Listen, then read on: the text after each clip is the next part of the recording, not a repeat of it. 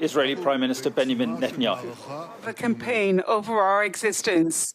We have set for this war two main goals: to do away with the Hamas by destroying its military and governmental capabilities, and to do everything within our power to return our hostages back home. All Hamas militants are doomed above the earth, underground, within Gaza, and outside of Gaza.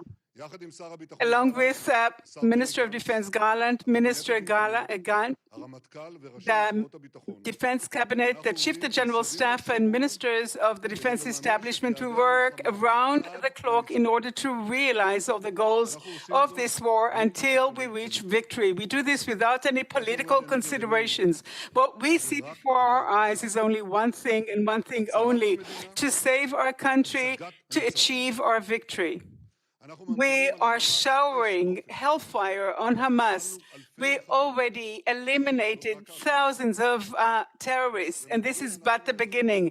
At the same time, we're getting prepared for the ground invasion.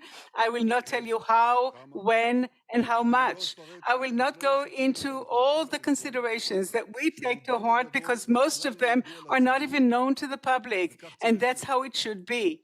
It is good that that is the way so that we can secure the lives of our soldiers. I want to make it very clear. The timing of the operation of the IDF is unanimously determined by the cabinet that runs the war, along with the Chief of the General Staff, and together with the cabinet, we work in order to secure the best optimal conditions for our soldiers for their next operations. When we enter Gaza, later on in our fighting, we're going to take the toll, the full price from those terrorists who carried out those atrocities of Hamas, ISIS. I once again call upon the uninvolved population in Gaza,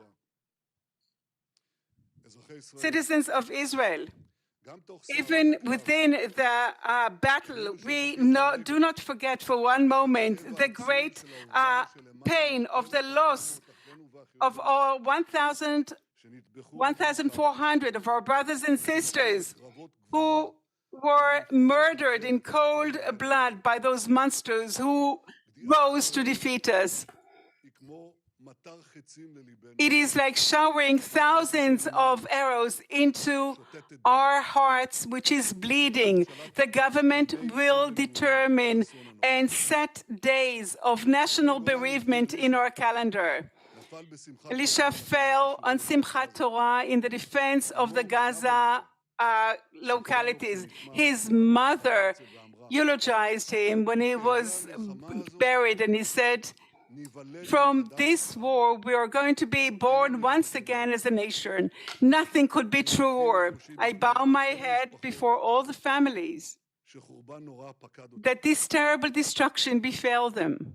I know that their lives will never be the same. I'm sending to them, from the depth of the heart of the entire people, a very warm, loving hug. The ministers of the government are extending a helping hand to all those who need this help.